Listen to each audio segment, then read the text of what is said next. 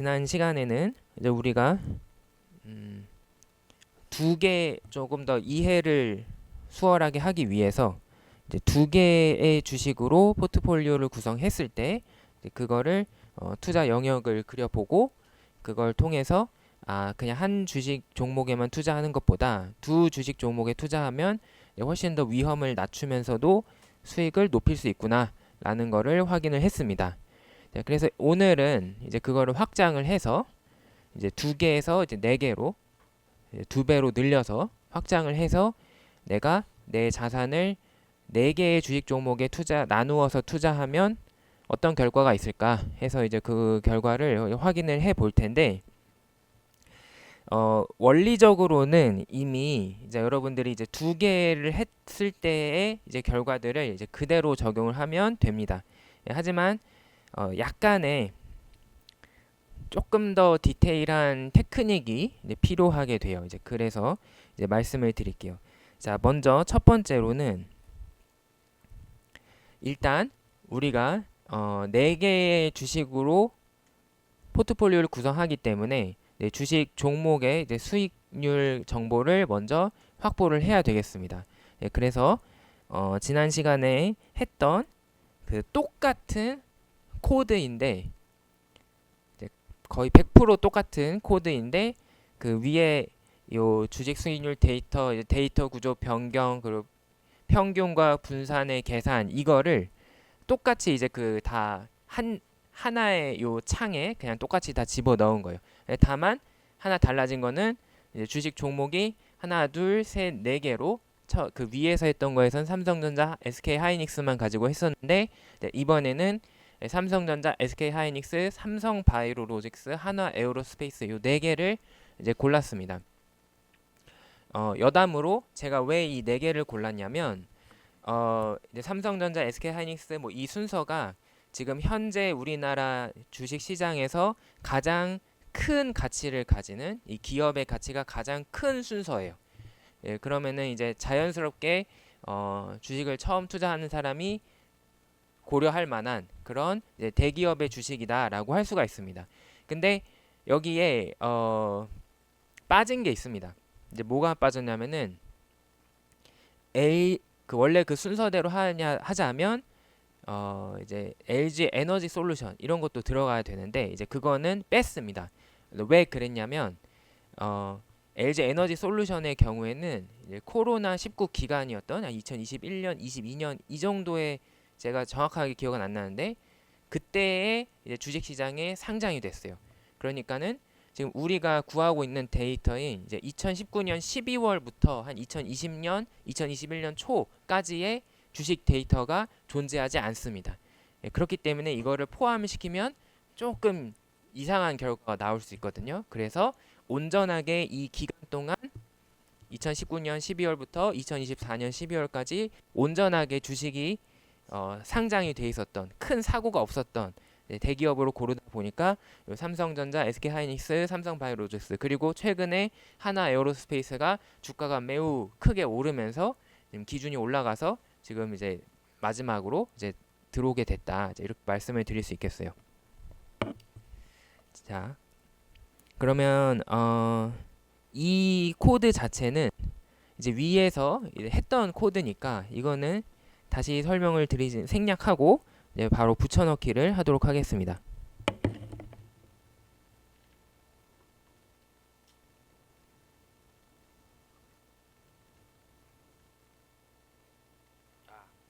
죄송해요. 여기서 이거를 하려면은 지금 저도 까먹었었는데 이제 다시 요 세션을 시작을 했기 때문에 이거는 해야 되죠. 바로 파이 KRX를 다시 설치하는 거.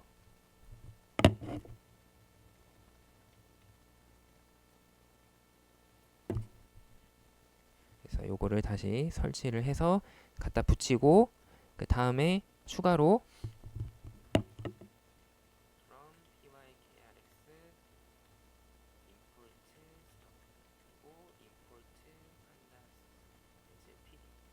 자, KYRX의 이제 주식 정보 요 모듈을 가져오고 그리고 판다스 라이브러리를 가져오도록 하겠습니다. 이제 이 다음에 다시 요거를 실행을 하면은 이번에는 정상적으로 실행이 될 거예요. 네, 좋습니다. 이번에도 우리가 지금 결과를 확인하지 않더라도 눈치껏 4개의 주식 정보를 가져왔구나라는 걸 알 수가 있습니다. 왜냐하면은 요 주의하라는 메시지가 총 4번이 떴기 때문에 4개의 주식 정보를 이제 월별 데이터로 가져오는 과정에서 이제 워닝이 주의가 떴구나. 하지만 이게 뭐 우리가 사용하는데 크리티컬하게 문제가 되는 오류는 아니기 때문에 이제 이대로 진행을 하면 아무런 문제가 없습니다. 자, 이제 오늘 첫 번째로 나오게 되는 좀 약간의 까다로운 부분, 바로 난수의 생성 부분을 이제 우리가 먼저 이해할 필요가 있습니다. 갑자기 랜덤의 임의의 값을 뜻하는 난수가 왜 필요하느냐? 우리가 2개의 주식만 있었을 때는 A와 B가 있으면 포트폴리오를 나눴을 때 얘한테 1%를 투자하면 얘한테 무조건 99%를 투자하는 거고, 얘한테 10%면 얘한테는 무조건 90%, 뭐 얘한테 30%면 얘한테는 무조건 70%, 그다음에 얘한테 70%면 얘는 무조건 30%, 얘한테 80%면 얘는 무조건 20%. 이렇게 하나의 값만, 하나의 비중만 정해지면 그 나머지 값은 둘이 합쳐서 무조건 100%가 돼야 된다로 자동으로 결정이 되게 됩니다. 그렇기 때문에 우리가 그냥 이 값만 1부터 99까지 이동을 슬라이드처럼 시켜가면서 쭈루룩 훑으면 모든 경우의 수를 다 고려할 수 있었어요. 그런데 이제 새로 2개가 아니라 4개의 주식이 되면 C, D 이렇게 4개의 주식이 있게 돼요. 그러면 우리가 최소한 이거를 결정해야 이게 결정이 되는 거죠. 네, 그렇기 때문에 지금 여기서는 우리가 원칙대로 모든 경우의 수를 다 하려면 A가 1%이고 B가 1%이고 C가 1%이고 D가 나머지일 때, A가 1%이고 B가 1%이고 C가 2%이고 D가 나머지일 때, A가 1%이고 B가 1%이고 C가 3%이고 D가 나머지일 때, 이렇게 해서 이 모든 경우를 이제 이거를 1부터 99까지, 그 와중에 이것도 1부터 99까지, 이것도 1부터 99까지 모든 경우를 조합을 해야 우리가 원하는 완벽한 투자 가능 영역을 구할 수가 있게 되는 겁니다. 근데 이거는 좀 너무 무식한 방법이죠. 그리고 좀 오히려 번거롭게 느껴지기 때문에 이제 여기서 저는 어떤 방법을 취할 거냐, 랜덤으로 A와 B와 C와 D의 그 비중을 결정하자. 그래서 다만 합쳐서 100%만 되게 조정을 해주면, 그러면 그거를 여러 번 반복을 하면은 대략적으로 우리가 모든 경우를 조사한 거랑 똑같을 거다. 이렇게 생각을 해서 이제 이 반복을 통해서 이 랜덤으로 결과를 내고 그거를 반복하면은 우리가 최대한 시뮬레이션을 해볼 수 있을 거다라는 거죠. 이제 이런 그 랜덤으로 뽑아서 이제 그거를 여러 번 반복해서 그 거의 대부분의 경우에 대해서 시뮬레이션을 예상해 볼 수 있는 이런 방식을 우리가 흔히 몬테카를로 방식이라고 부릅니다. 이제 몬테카를로 방식이라고 부르는 이유는 이제 이 몬테카를로가 이탈리아에 있는 도시인데 여기가 카지노 사업으로 유명한 곳이에요. 예, 그래서 거기서 떠서 이제 랜덤으로 이제 추출하는 이런 거를 이제 몬테카를로라고 부르게 되었습니다. 자, 그러기 위해서 이제 우리가 필요한 것은 바로 이 랜덤으로 뽑는 것 또한 이제 숫자에 연관이 되어 있기 때문에 이제 넘파이 라이브러리에 내장되어 있는 이 랜덤 추출 함수를 사용을 할 겁니다.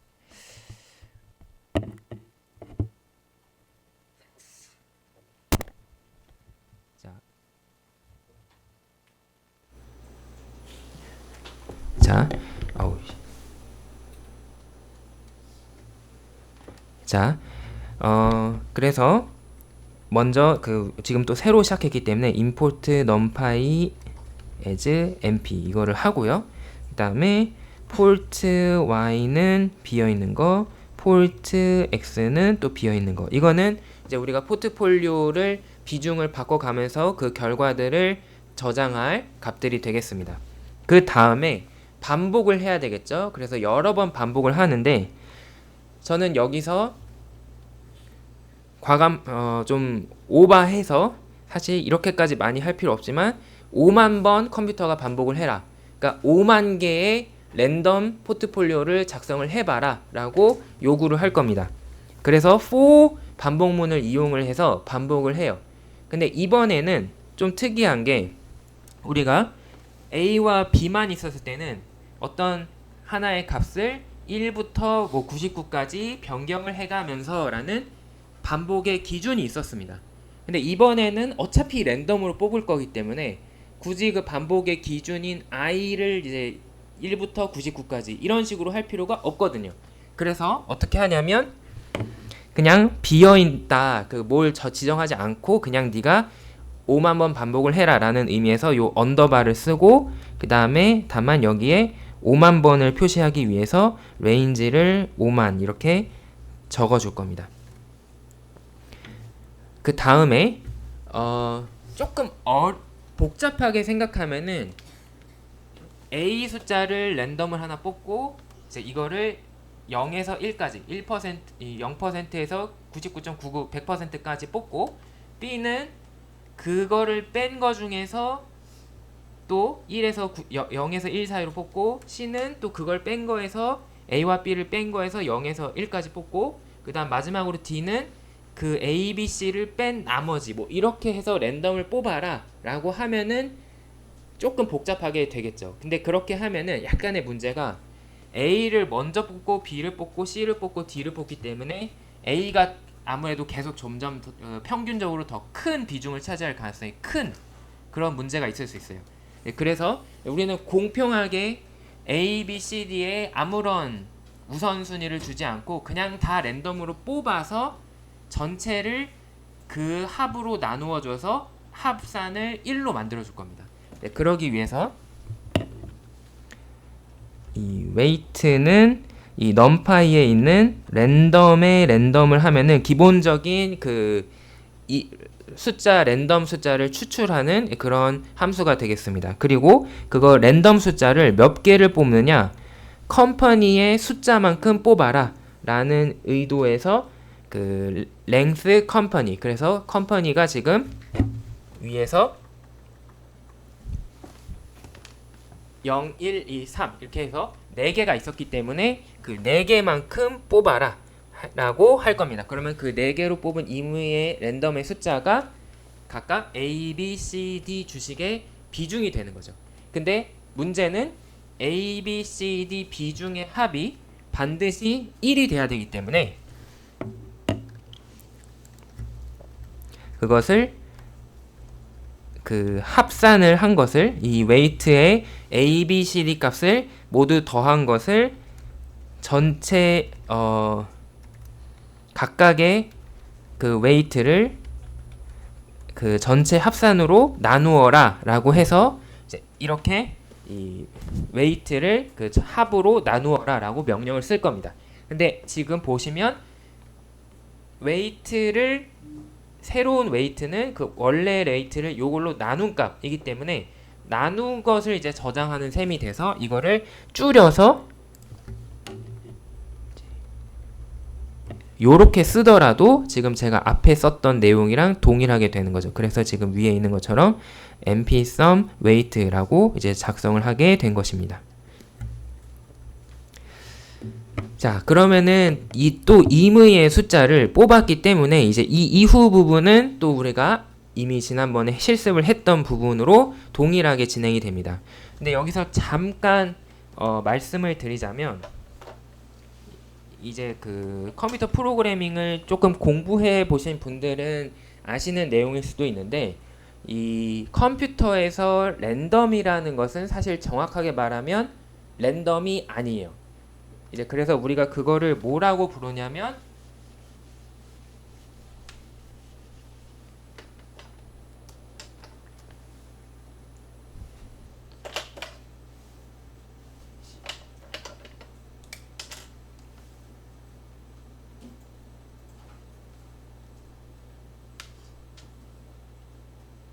수도 랜덤이라고 부릅니다. 그러니까 흔히 좀 여러분들이 이해할 수 있게 쉽게 표현하자면 유사 랜덤이다라고 생각을 하면 되겠습니다. 이게 왜 유사 랜덤이냐면 컴퓨터는 생각하는 능력이 없기 때문에 야 너가 임의 0부터 100까지 임의의 숫자를 뽑아봐 라고 했을 때 그 숫자를 실제로 뽑을 수 있는 능력이 없습니다. 왜냐하면 그 임의의 그 확률 뭐라고 해야 될까요? 이 임의의 숫자를 뽑는 것은 굉장히 고차원의 생각을 하는 거거든요. 사실 생각해 보면. 그래서 이 랜덤을 그냥 뽑을 수가 없어요. 그래서 프로그래머들이 어떤 방식으로 랜덤을 뽑냐면 굉장히 복잡한 계산식을 만들어 놓습니다. 예를 들면은 뭐 a 곱하기 4576만 5 나누기 2733만 뭐 어쩌고 저쩌고 플러스 535 어쩌고 저쩌고 빼기 366 뭐 이런 식으로 굉장히 복잡한 수식을 이제 제가 한 줄에 담기 힘들 정도로 굉장히 복잡한 수식을 이제 특히 소수들을 활용을 해서 집어넣습니다. 이제 그러면 거기에 값을 하나를 그 함수의 그 계산식에다가 집어넣으면은 어떤 최종적으로 값이 나올 텐데 어떤 값이 들어갔을 때 이 결과값이 뭐가 나오겠다라는 것을 예측하기는 굉장히 어렵겠죠. 왜냐하면 계산식이 매우 복잡해서 사람이 일일이 따라하기 힘드니까. 그리고 그 계산식에 넣는 값을 예를 들면 컴퓨터 서버의 현재 시간과 같이 실시간으로 변하는 값을 집어넣습니다. 그러면 정확하게 밀리세컨드 단위로 똑같은 타이밍에 맞춰서 그 작업을 반복하기 어렵기 때문에 다시 그 실행을 하더라도 동일한 결과를 얻기가 힘들어지게 되죠. 이렇게 해서 나오는 값은 실질적으로 임의의 숫자와 거의 비슷할 것이다. 확률적으로. 라고 생각을 해서 사용을 하는 겁니다. 그리고 그거를 우리가 용도에 맞게 제한을 해서 뭐 예를 들면 0에서 100까지 그러면은 뭐 0에서 100까지를 구하고 싶다. 그러면은 어떤 결과값이 뭐 3576만 537 뭐 이렇게 나왔다면 그것을 나누기 100을 해서 남는 그 나머지 목 말고 나눗셈에서 목 말고 나머지를 값을 추출하면 그거는 100으로 나눴기 때문에 반드시 0에서 99 사이의 값이 되겠죠. 이제 이런 식으로 해서 랜덤의 값을 출력을 할 수가 있는 겁니다.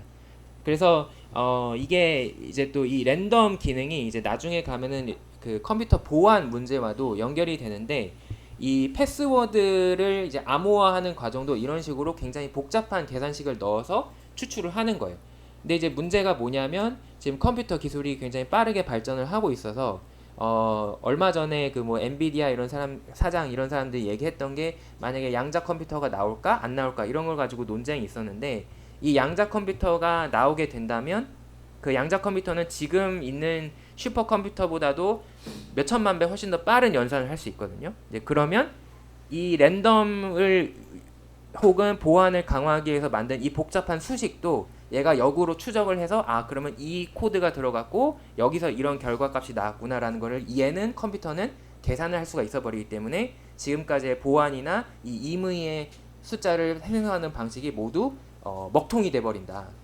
그러면 이제 우리가 우리 개인 정보가 다 뚫리는 거 아니냐 뭐 이런 이제 그 걱정들을 하고 있는 거다. 이렇게 생각을 하면 되겠습니다. 그래서 이거는 참고 삼아서 말씀을 드렸고요. 다시 돌아오면 자 이제 임의의 그 비중으로 이제 포트폴리오를 작성을 했어요. 이제 그렇기 때문에 이 포트폴리오의 수익률과 그리고 포트폴리오의 표준 편차만 계산을 하면 우리가 또 투자 가능 영역을 계산할 수 있습니다. 그래서 그때 설명을 드렸던 것처럼 그 행렬의 곱을 통해서 요 수익률과 평균을 계산을 합니다. 이제 우리가 두 개의 종목만 있을 때는 이거를 선형의 식 그러니까 리마인드를 드리자면 WA 곱하기 RA의 평균 더하기 WB 곱하기 RB의 평균 이렇게 해서 요 곱하기와 덧셈으로 이어진 이렇게 식을 통해서 우리가 평균 수익률을 계산을 할 수 있었지만 이거를 3개, 4개, 뭐 500개 이렇게 되면은 이렇게 수식으로 길게 쭉 쓰는 게 굉장히 어려워지겠죠. 그때 바로 우리가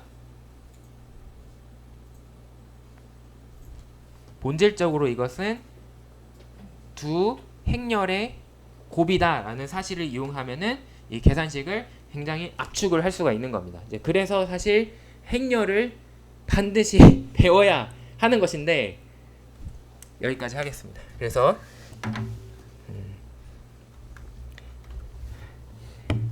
numPy에서 이제 행렬의 곱을 계산하는 함수를 이용해서 먼저 그 비중의 각각의 종목의 평균 수익률을 곱해서 이 포트폴리오의 수익률을 평균을 계산할 겁니다. 그리고 동일하게 표준 편차는 어떤 분산값의 제곱근이니까 스퀘어 루트 함수를 이용을 하는데, 그러면 분산은 어떻게 계산이 되느냐? 3개의 행렬의 곱이다. 그래서 3개끼리 곱하기 위해서는 먼저 2개를 골라서 먼저 곱하고 하나를 추가로 곱하면 되겠죠. 그래서 2번 요 덧 함수를 써주면 되겠습니다.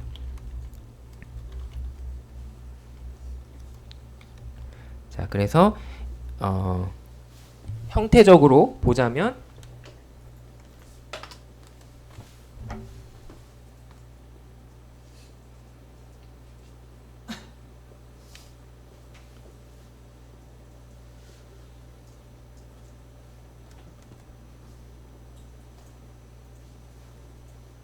자, 이런 형태가 되겠어요. 먼저 앞에 각 포트폴리오 종목들의 구성 종목들의 비중이 들어와 있고, 또 맨 뒤에 다시 한번 그 포트폴리오의 비중들이 들어가 있어서 결과적으로 그 포트폴리오 종목들의 비중이 제곱들로 나타나게 됩니다. 그리고 그 중간에는 이 공분산 행렬을 집어넣음으로써 계산을 할 수가 있다. 자, 그 결과가 지금 여기에 있습니다.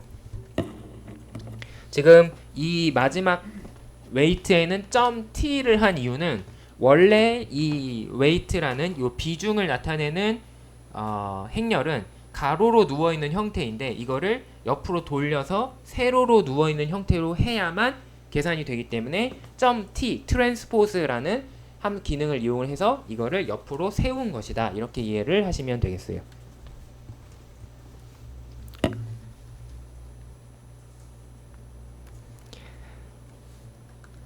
자, 나머지는 이제 그냥 탭을 하면 바로 따라와지는데, 그러면 지금 계산된 x값과 y값을 우리가 비워놓았던 요 포트폴리오의 값들로 집어넣게 되고, 그리고 그거를 데이터 프레임으로 하나로 묶어주면 이제 우리가 포트폴리오의 수많은 포트폴리오에 대해서 5만 번의 시뮬레이션을 한 것과 동일한 효과를 얻을 수 있습니다.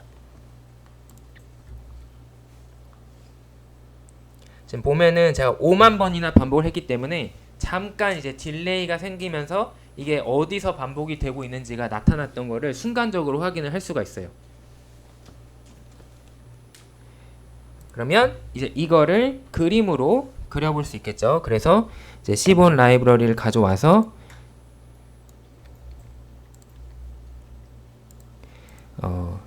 이거를 그림으로 점으로 찍어볼 수가 있겠습니다. 산점도 그래프 스캐터 플롯을 이용을 해서 이제 이 포트폴리오 데이터의 x 값은 리스크, 그리고 y 값은 리턴으로 이제 그림을 그려보면, 자, 이렇게 아주 예쁜 그림이 나옵니다.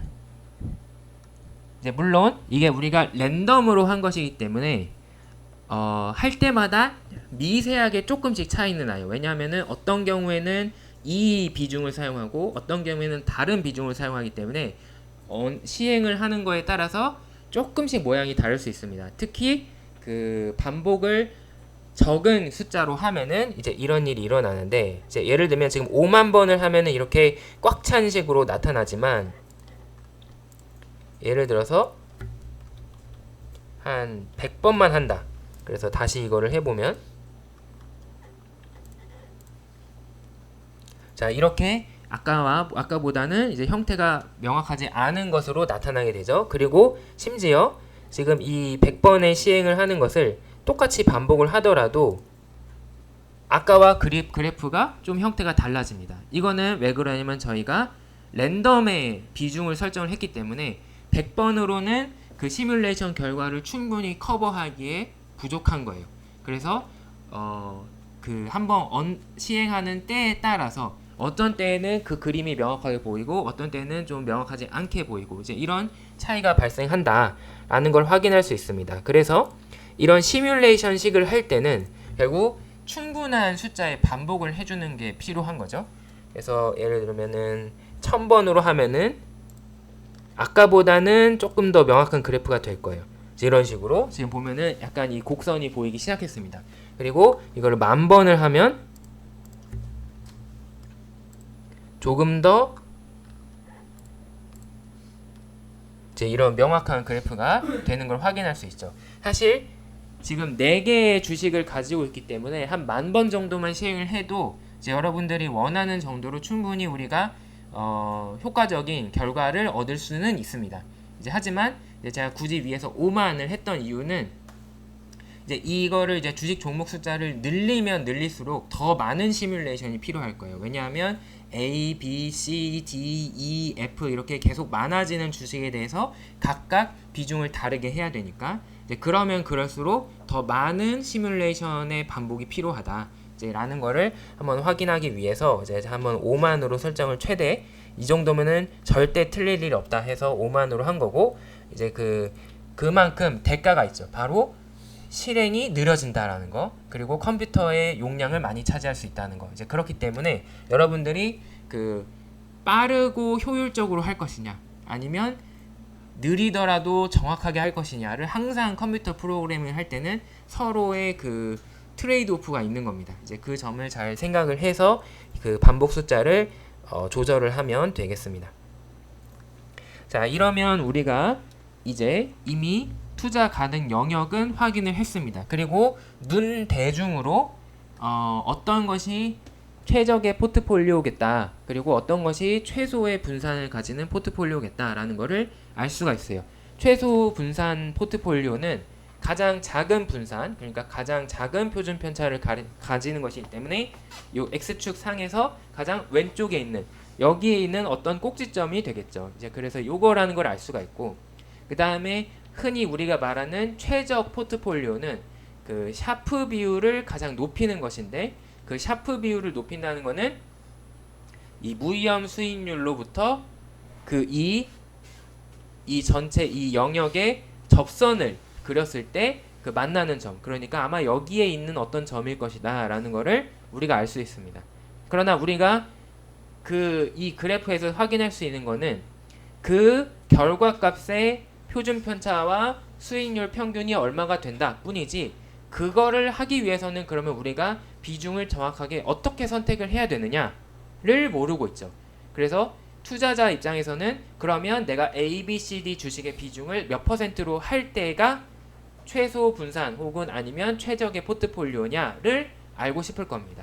그래서 지금부터는 그 문제를 컴퓨터한테 풀어라 라고 시킬 겁니다. 이거를 사람이 하기는 시간이 많이 필요해져요. 왜냐하면 4차 다행히 1차원 방정식이지만 그 대신 왜냐하면 WA, WB, WC, WD를 각각 구하는 것이기 때문에 그 제곱은 안 들어 이게 이제 그 1차원, 2차원 정도의 문제지만 그래서 방정식의 해를 구할 수 있지만 문제는 4원 2차 방정식이기 때문에 굉장히 풀기가 어려워지는 거죠. 그래서 이제 우리가 이거를 컴퓨터에게 풀어라 라고 할 겁니다. 특히 최소 분산을 구하는 문제는 정말 말 그대로 최소의 값을 가지는 걸 찾으면 되기 때문에 이러한 형태의 문제를 푸는 것을 우리는 포괄적으로 최적화 문제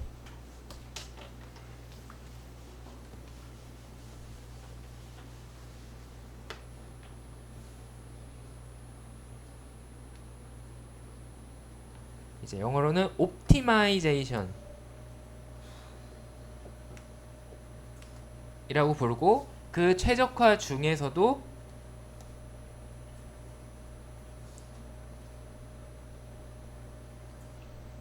최소화 문제를 푸는 거다. 그래서 미니마이제이션 문제를 푸는 거다라고 이야기를 할 수 있습니다. 그래서 아주 편리하게도 이 과학 문제를 다루기 위한 사이파이 라이브러리에 보면은 이제 우리가 그때 한번 그 방정식의 해를 구하는 경험을 했었어요. 언제 했었냐면 그 순 현재 같이 MPV 함수를 그래프로 그리고 거기서 딱 그게 0이 되는 IRR 내부 수익률 값을 찾아라 라는 방정식 문제를 풀었었죠. 그리고 그때 뉴턴의 방법을 사용을 했어서 이제 뉴턴 함수를 썼었습니다. 이제 그거를 잘 기억하고 계신다면 이제 바로 거기서 그 최적 그 뉴턴 방정식을 푸는 것도 여기 같이 묶여 있어요. 그래서 이 옵티마이즈의 이제 모듈을 사용을 하면은 되겠습니다. 그 중에서 특히 이제 미니마이제이션을 하는 이 최소화 문제를 푸는 부분만 따로 불러올 겁니다.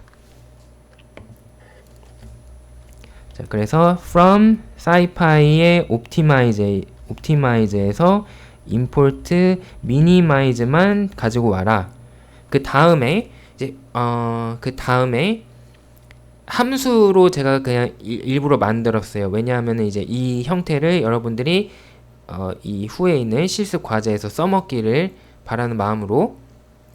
자, 그래서 mean variance를 찾는 함수를 만들 건데 여기에 필요한 거는 어떤 컴퍼니들, 어떤 주식들이 주어졌느냐가 필요하고 그 주식 종목들의 평균 수익률과 그 주식 종목의 표준 편차, 공분산 매트릭스 행렬이 필요하겠죠. 그래서 이 세 가지를 입력을 받아서 이 주식 종목들로 구성할 수 있는 최소 분산 포트폴리오를 찾는 그런 함수를 구성을 할 겁니다.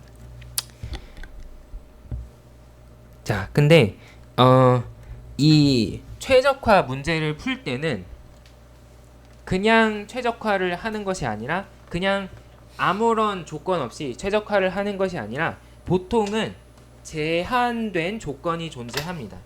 이제 우리의 현재 상황에서는 어떤 조건이 발생을 하고 있느냐? 바로 WA, WB, WC, WD 그리고 혹시 우리가 이걸 확장한다면 기타 WEF 이것들 이 전체 합은 반드시 1이 돼야 된다 라는 제한사항이 발생을 하죠. 그래서 이거를 네가 이거를 값을 뭐 0부터 뭐 무한대까지 왔다 갔다 할 수 있고 이것도 왔다 갔다 할 수 있고 이것도 왔다 갔다 할 수 있고 이것도 왔다 갔다 할 수 있지만 반드시 그것들의 합은 1이 되어야 된다라는 전제 조건이 발생을 합니다. 이렇게 우리가 최적화를 하는 과정에서 지켜야 되는 규칙을 이제 우리는 제약 조건이라고 해서 영어로는 constraint라고 이제 부릅니다. 그래서 이 제약 조건을 설정을 해줄 거예요. 그 부분이 바로 여기 cons라고 되어 있는 부분이 되겠어요. 자, 이 좀 복잡하게 썼는데 이 제약 조건은 지금 이 경우에는 이 모든 비중의 합이 1이 되어야 된다라는 한 가지 제약 조건만 있지만 이제 또 다른 문제를 풀 때는 제약 조건이 여러 개가 있을 수도 있겠죠. 특히 여러분들이 이따가 실습을 하실 때는 좀 엑스트라 문제로 제약 조건을 하나 더 삽입을 하면은 그 문제를 쉽게 풀 수가 있습니다. 네, 그래서 제약 조건은 여러 개가 있을 수 있기 때문에 어떤 식으로 입력을 하느냐, 일단 괄호를 열고 그 한 줄마다 제약 조건 하나씩 잘 쓰면 됩니다. 여기 이제 만약에 추가로 제약 조건을 추가할 거면은 요 중괄호 옆에 콤마하고 그 다음 줄에 또 쓰면 되는데, 이 설명을 드리자면 타입, 이 제약 조건의 형태는 어떤 것이냐, 등호로 되어 있다. 등호로 되어 있다. 이것들의 합은 1이 되어야 된다. 요 등호로 되어 있다 하기 때문에 equality 해서 이제 EQ라고 이제 적었습니다. 그래서 형태는 그 등호가 되어 있고, 그 다음에 함수, 펑션의 형태, 함수의 형태는 그러면 어떻게 되느냐? 나와야 되겠죠. 그게 우리가 그때 또 배웠던 요 람다 표현식을 이용을 해서 함수를 간단하게 표현을 했습니다. 웨이트 값을 네가 맘대로 바꿀 수 있는데 그 웨이트를 가지고 그 전체의 합 빼기 1 이꼴 0으로 이제 그 제약 조건을 설정을 한다. 왜 빼기 1이 이꼴 0이냐?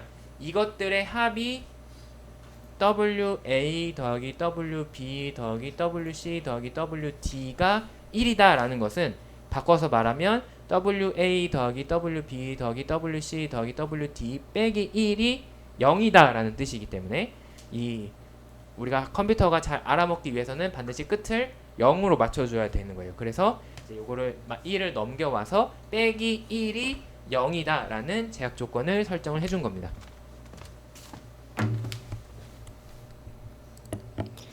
자, 그 다음에 제약 조건이라고 볼 수도 있지만 약간은 다른 게 이제 그 바운더리의 개념인데, 지금 내가 바꿀 수 있는 값들이 이 컴퓨터가 이제 이 문제를 여러 가지를 대입을 해보면서 풀 건데 바꿀 수 있는 값이 WA, WB, WC, WD입니다. 근데 이거를 포트폴리오의 비중인데 예를 들면 5만, 6만 이렇게 하는 것은 실질적으로 현실적으로 의미가 없는 값이 되겠죠. 그게 그렇게 문제가 풀리더라도.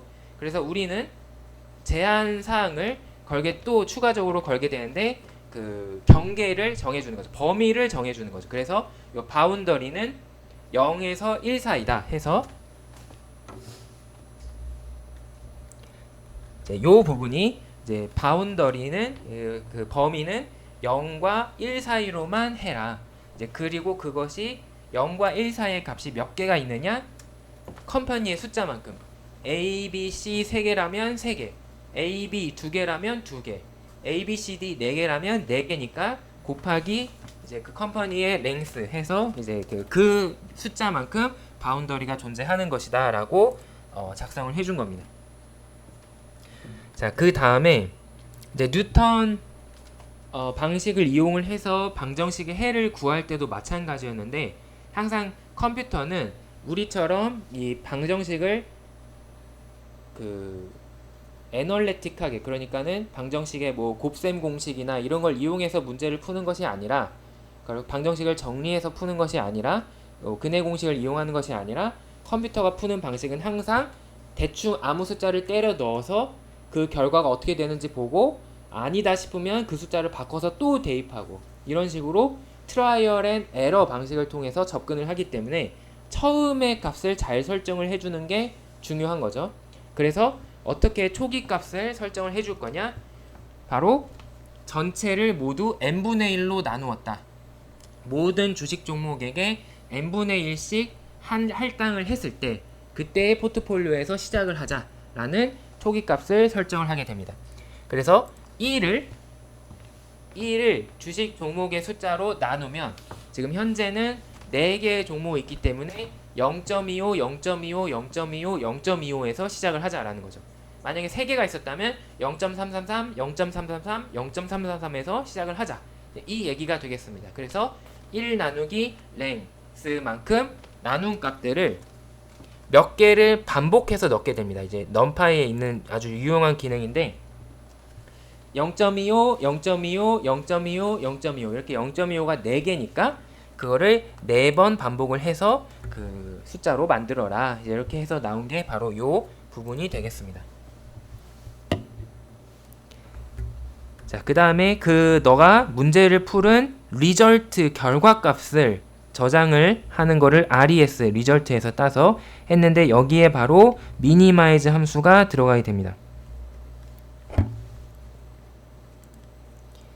자, 그래서 이 미니마이즈 함수에 넣어야 되는 것은 네가 풀어야 되는 이 함수의 형태를 먼저 간단하게 표현을 하기 위해서 람다 표현식을 써서 웨이트를 바꾸고, 바로 위에서 계산할 때 썼던 np 스퀘어 루트 닷 요 부분이 뭐냐면 그 분산 표준 편차를 계산하는 방식이었어요.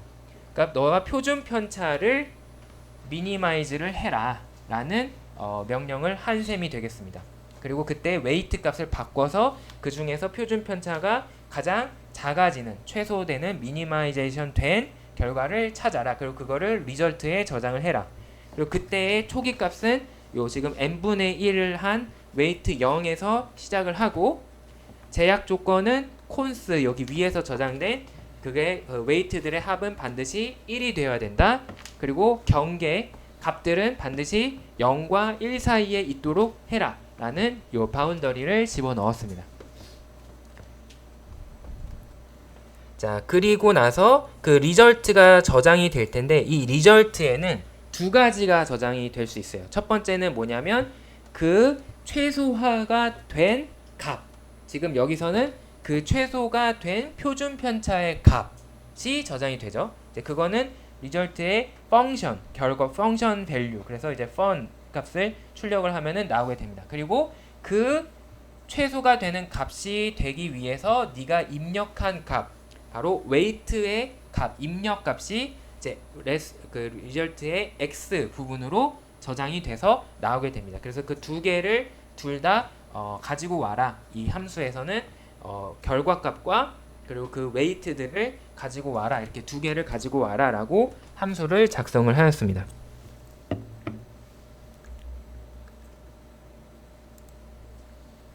자, 지금 함수 작성은 끝났기 때문에 이제 우리가 시그마 그러니까 표준 편차와 그리고 그 웨이트를 이 위에서 작성된 함수를 이용해서 실제로 가져오면 되겠습니다.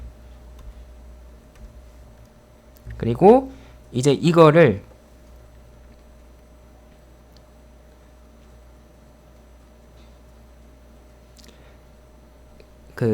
우리가 그림으로 표현을 해야 되기 때문에 x값, y값을 또 다시 한번 체크를 해야 되겠죠. 그래서 지금 나온 최소 분산 포트폴리오를 만드는 비중으로 비중을 했을 때 그 포트폴리오의 평균 수익률을 계산해서 ymin이라는 데 저장을 하고 그다음에 그 최소의 분산을 가지게 하는 비중을 넣었을 때의 표준 편차 값을 x민에 저장을 합니다.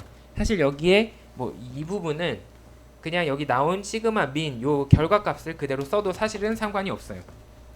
하지만 그냥 다시 한번 체크하는 겸 다시 한번 네가 계산을 해봐라 라고 입력을 한 게 되겠고, 그거를 이제 나중에 그 그래프로 그리기 위해서 이제 데이터 프레임으로 묶어줍니다. 그러면은 요 데이터 프레임에는 x, y 하나의 값만 존재를 하겠죠. 그리고 나머지는 이제 이거를 출력을 하는 부분이 되겠습니다. 같이 겹쳐서 보여주기 위해서 위에서 그렸던 그래프를 다시 한번 그리고 그 위에 요 두 번째 이 점을 최소가 되는 점을 찍기 위해서 두 번째 그래프를 작성하도록 명령을 내려요. 자, 이거를 실행을 해보면 자, 아까랑 이제 동일한 파란색 점들로 우리의 투자 가능 범위가 가능 영역이 표현이 되는데 보면은 색깔이 다르게 노란색 부분으로 우리가 지금 구한 요 최소 분산 포트폴리오 값이 무엇인지 나타나고 있죠. 그리고 구체적으로 그 비중이 뭐냐를 알고 싶으면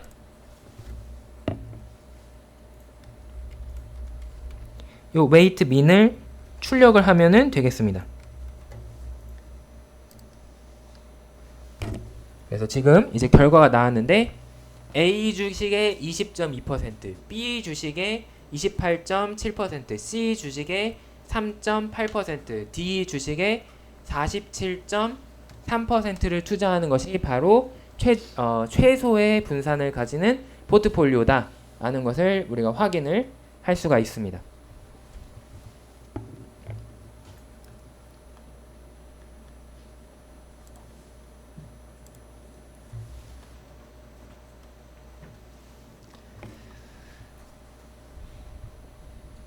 자, 그래서 지금 조금 어려운 부분이지만 이 까다롭게 입력을 해야 되지만 그냥 받아들이고 네가 어쨌든 이런 식으로 입력을 하면은 최소 문제를 풀어준다 라는 거를 그냥 받아들이고 하면은 여러분들이 충분히 따라 하실 수 있을 거다라고 생각을 해서 제가 여러 번 확인을 해서 가장 단순한 형태의 그 식을 가져온 거거든요.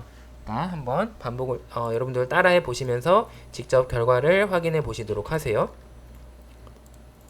자, 그 다음에 이 최소 분산 포트폴리오는 내가 이 네 종목에 투자할 때 가장 위험이 적은 안전한 투자지만, 안전하다는 것은 반대의 급부가 있어요. 항상 부작용이 있죠. 바로 내가 안전하는 것을 선택한 대신 수익률도 포기를 했다. 근데 투자하는 사람 입장에서는 이왕이면은 높은 수익률을 얻고 싶은 마음이 있기 때문에 꼭 이 최소 분산 포트폴리오가 답이다라고 할 수는 없습니다. 그럼 이제 어떤 사람은 나는 위험을 감수하더라도 이제 여기에 투자할 거야, 뭐 아니면 여기에 투자할 거야, 여기에 투자할 거야, 이렇게 다른 수준의 이제 위험을 추구할 수 있는데, 뭐 여러 가지 기준이 있겠지만 그 중에서 가장 효과적인, 효율적인 방법은 무엇일 거냐? 그것은 우리가 이거는 알아요. 위험을 늘리면 대체로 수익률은 늘릴 수 있다.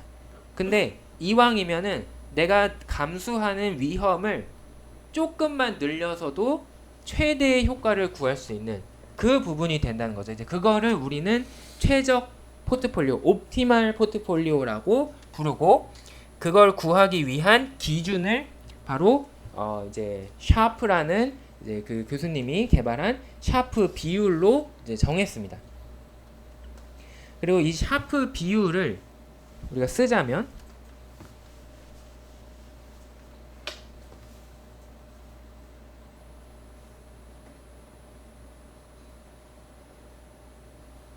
이렇게 쓸 수가 있는데, 분자에는 포트폴리오의 평균 수익률 빼기 무위험 수익률 나누기 이 포트폴리오의 표준 편차, 이 값이 큰 거를 찾자라는 게 이 샤프 비율의 취지가 되겠어요. 그러면은 위에는 수익률이 있으니까, 분자에는 수익률이 있으니까 가능하면 수익률을 크게 해라. 그리고 분모에는 표준 편차가 있으니까 가능하면 표준 편차를 줄여라 라는 두 개가 들어가 있는 셈이죠. 그래서 이거를 찾으면 최소한의 표준 편차를 가지고 최대의 수익률을 뽑아낼 수 있는 포트폴리오를 찾아낼 수 있게 됩니다. 그래서 이거를 우리가 가장 크게 하는 것이 바로 목표가 되겠습니다. 그러면 아까랑은 정반대의 상황이 되는데, 동일하게 이 어떤 값을 최대 혹은 최소로 만드는 거지만, 아까 최소 분산 포트폴리오는 최소화를 했다면 이번에는 최대화를 하는 거죠. 근데 수학적으로 생각하면 사실 이 두 개는 동전의 양면이 됩니다. 왜냐하면 우리는 마이너스 부호를 쓸 수 있기 때문에. 이거를 크게 만든다는 것은 거꾸로 생각하면 이 앞에 마이너스를 붙인 이 값을 최소로 만들면 자동으로 이게 최대가 되는 것입니다. 왜냐하면 서로 반대의 거울처럼 대칭이 되고 있기 때문에. 이게 작으면 작을수록 마이너스 값이 있으면 이거는 반드시 커질 수밖에 없다. 따라서 사실 모든 최대화 문제는 최소화 문제로 바꿀 수 있고, 또 모든 최소화 문제는 반드시 최대화 문제로 바꿀 수 있습니다. 자, 그 사실을 이용하면 우리가 복잡하게 따로 요 최대화를 계산하는 뭐 다 새로운 함수나 이런 걸 불러올 필요 없이 위에서 사용했던 최소화 함수를 통해서 그대로 문제를 풀 수가 있는 거죠. 자, 그러면 아까랑 다르게 추가될 것은, 먼저 이 샤프 비율을 컴퓨터한테 알려주는 것부터 시작을 하면 되겠습니다. 그래서 샤프 비율을 정의를 하는데,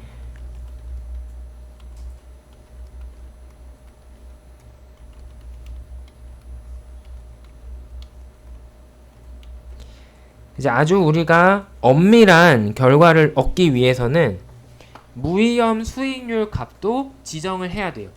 예를 들면은 뭐 미국 국채의 그 월 수익률이 얼마다, 이걸 계산을 해서 가져와서 이 값을 적어야 됩니다. 하지만 이제 교육의 목적상 지금 그게 중요한 부분이 아니고, 그 다음에 두 번째로는 어차피 지금 우리가 2020년부터 2024년까지 미국의 그 모든 나라가 이제 코로나19로 인해서 그 자기네 기준 금리를 거의 0까지 낮추었기 때문에 무위험 수익률이 사실 실질적으로 0이라고 해도 그렇게 이상하지는 않은 상황이었어요. 그래서 그냥 대충 0이라고 치자라고 해서 초기 값을 그냥 입력을 안 하더라도 그냥 0인 걸로 퉁치고 넘어가도록 하겠습니다. 그 다음에 이 샤프 비율의 계산은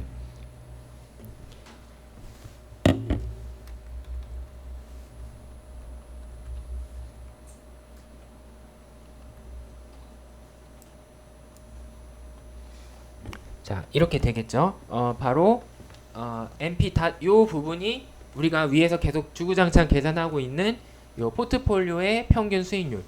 그 다음에 NP 스퀘어 루트 NP 다 이렇게 있는 부분이 여기 오타.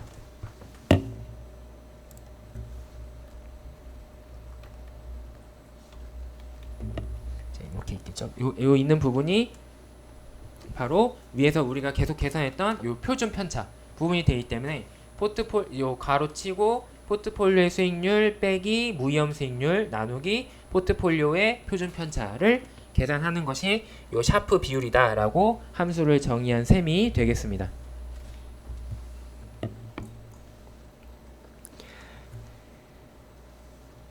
자, 그 다음에 옵티멀 포트폴리오를 찾는 이 함수는 아까랑 실질적으로 동일한 형태를 가질 거다라고 했죠. 그래서 먼저 제약 조건을 써주는데 아까랑 동일하게 모든 포트폴리오의 비중의 합은 반드시 1이 돼야 된다. 그래서 포트폴리오 비중의 합 빼기 1은 0 이퀄리티로 이제 이 제약 조건을 집어 넣었습니다.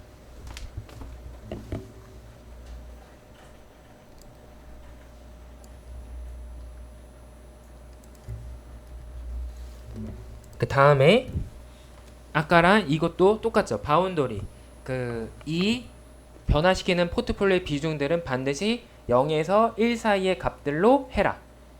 그리고 웨이트 초기값 0. 이 초기값은 비중들은 전체를 n분의 1방 한 걸로. 그래서 어떤 몇 개의 포트폴리오가 있던 간에 그거를 n분의 1 해서 지금 현재는 4개니까 0.25, 0.25, 0.25, 0.25로 입력을 하고 시작을 하자. 그 다음에 리절트는 이제 미니마이제이션 함수의 결과를 입력을 하게 되는데 달라진 부분은 바로 이 부분입니다. 아까는 어떤 최적화 문제를 풀었냐면 표준 편차를 최소화하는 문제를 풀었었죠. 그래서 지금 제가 이 빗금 친 부분에 블록을 친 부분에 스탠다드 스퀘어 루트 np 이 바로 표준 편차 계산하는 부분을 집어넣었어요. 근데 이제 이번에는 샤프 비율을 최대화하는 거기 때문에 거꾸로 말하면 마이너스 샤프 비율을 최소화하자. 그래서 마이너스 샤프 해놓고 값들을 입력을 한 그 차이만 발생을 하고 있습니다.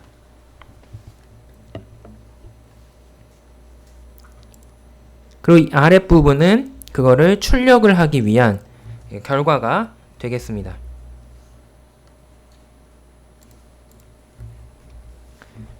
자, 옵티말 함수에다가 우리가 가지고 있는 컴퍼니 그 평균 뮤 표준 공분산 시그마 값들을 집어넣어서 요 값을 계산하고 그거를 지금 계산 결과 우리가 최적화를 시킨 부분은 샤프 비율이니까 샤프 옵티말이라고 저장을 하고 그 다음에 그 값들을 결정하는 비중들은 웨이트 옵티말 해서 이제 언더바 OPT 이렇게 저장을 하자. 그리고 그 최적화된 결과인 이 비중을 이용을 해서 평균 수익률을 계산하고 표준 편차를 계산해서 그거를 데이터 프레임으로 묶고 그거를 아까 그렸던 그림에 하나 더 추가해서 순서대로 출력을 해라. 그래서 첫 번째 그래프는 삼전도인데 모든 투자 가능 영역. 두 번째는 최소 분산 포트폴리오. 세 번째는 최적 포트폴리오 이 세 가지를 한꺼번에 출력을 해라 라고 명령을 한 게 되겠습니다. 자, 그러면 여기 결과가 나오죠. 이제 아까 파란색이 첫 번째 투자 가능 영역, 두 번째 요 주황색 선이 최소 분산, 여기 있는 연두색 선이 바로 우리가 구한 최적 포트폴리오가 되겠죠. 지금 그림상으로 봐도 제가 그림을 직접 선 그래프를 그리진 않았지만 여기에서 이 접선을 이으면은 대략적으로 여기에 이어질 거다라는 거를 생각할 수 있고 실제로 이제 그렇게 나옵니다. 그래서 요 점이 바로 우리가 구하는 최적의 포트폴리오다. 그리고 그 비중을 알고 싶다면 여기에 하나만 더 추가해서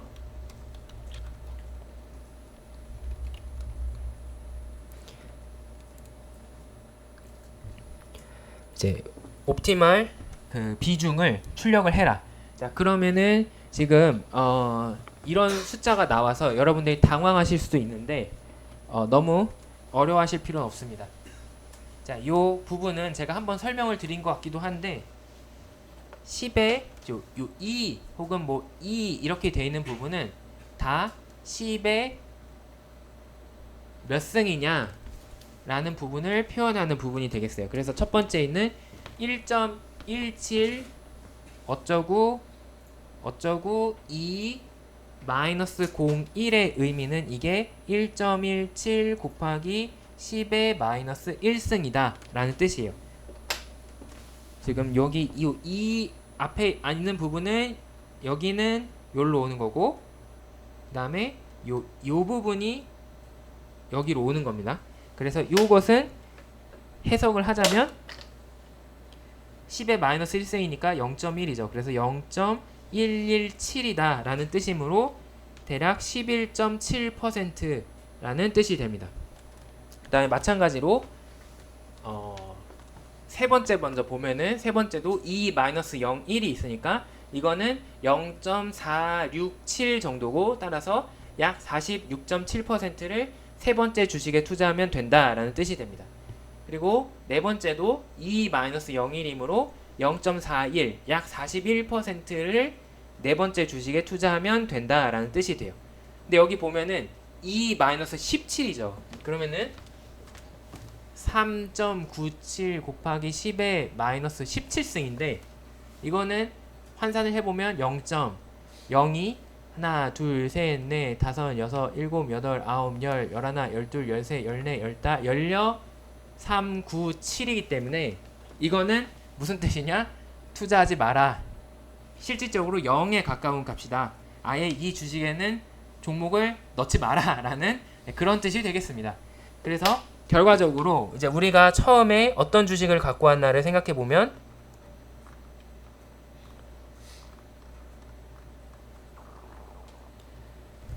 삼성전자의 약 10%, SK하이닉스는 버리고 삼성바이오로직스의 47%, 하나에어로스페이스의 40% 이렇게 투자하면은 좋은 결과가 있을 거다라는 그런 해석이 되겠습니다. 물론 이제 우리의 이 결과는 과거의 통계를 기반으로 작성이 된 것이기 때문에 미래에도 반드시 이럴 거다라고 보장을 해주지는 않아요. 하지만 확률적으로 보면은 이 가능성이 제일 높다라고 우리가 해석을 할 수 있고 이제 이거를 우리가 투자의 판단에 충분히 활용을 할 수 있다. 여기까지가 이제 오늘 수업 내용이 되겠습니다.